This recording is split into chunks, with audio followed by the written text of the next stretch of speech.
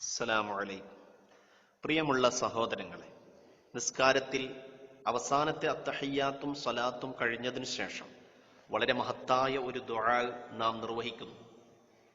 എന്നാൽ നമ്മിൽ പല ആളുകൾക്കും ഈ ദുആ അറിയില്ല, അല്ലെങ്കിൽ അതിൻ്റെ ആശയം അറിയില്ല.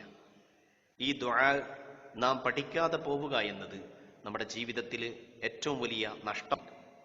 കാരണം ഈ ദുആ നാം നിസ്കാരത്തിൻ്റെ അവസാനത്തിൽ സലാം വീട്ടുന്നതിന് തൊട്ടു മുൻപായിട്ട് നിർവഹിക്കുന്നതാണ്. അതുകൊണ്ട് തന്നെ ഉത്തരം കിട്ടാനുള്ള സാധ്യത വളരെ കൂടുതലാണ്. മാത്രമല്ല, ഈ ദുആ നിസ്കാരത്തിനു ശേഷമുള്ള ദുആയേക്കാൾ ശ്രേഷ്ഠമാണെന്ന് മഹാന്മാരായ പണ്ഡിതന്മാർ പഠിപ്പിക്കുന്നു. അല്ലാഹുമ്മ ഗ്ഫിർലി മാ ഖദ്ദംതു, അല്ലാഹുവേ, ഞാൻ ചെയ്തു പോയ ദോഷങ്ങൾ എനിക്ക് നീ പൊറുത്തു തരേണമേ. വമാ അഖർതു, ഇനി എന്നിൽ നിന്ന് സംഭവിച്ചേക്കാവുന്ന വീഴ്ചകളും. ഒമാ അസ്റർതു, ഞാൻ രഹസ്യമായി ചെയ്ത തെറ്റുകളും. ഒമാ അഅ്ലൻതു, ഞാൻ പരസ്യമായി ചെയ്ത കുറ്റങ്ങളും. ഒമാ അസ്റഫ്തു, ഞാൻ അമിതമായി ചെയ്ത അപരാധങ്ങളും. ഒമാ അന്ത അഅ്ലമു ബിഹി മിന്നി, തെറ്റാണെന്നറിയാതെ ഞാൻ ചെയ്ത കുറ്റങ്ങളും എനിക്ക് നീ പൊറുത്തു തരേണമേ. ഇന്നക അന്തൽ മുഖദ്ദിമു വ അന്തൽ മുഅഖിറു, തീർച്ചയായും നീ മുന്തിക്കുന്നവനും പിന്തിക്കുന്നവനുമാണ്. ലാ ഇലാഹ ഇല്ലാ അന്ത, നീയല്ലാതെ ഇലാഹില്ല.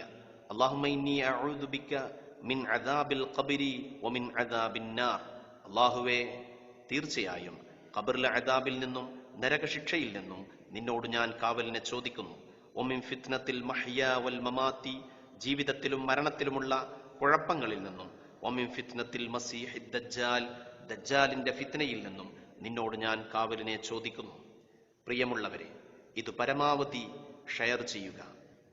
ഈ മഹത്തായ പ്രാർത്ഥനയുടെ ഗൗരവം മനസ്സിലാക്കാത്ത നമ്മുടെ സഹോദരങ്ങൾക്ക് നാം ചെയ്യുന്ന ഏറ്റവും വലിയ ധർമ്മമായിരിക്കും അത്.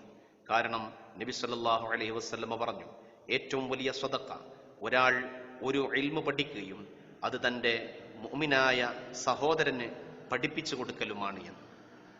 അസ്സലാമു അലൈക്കും.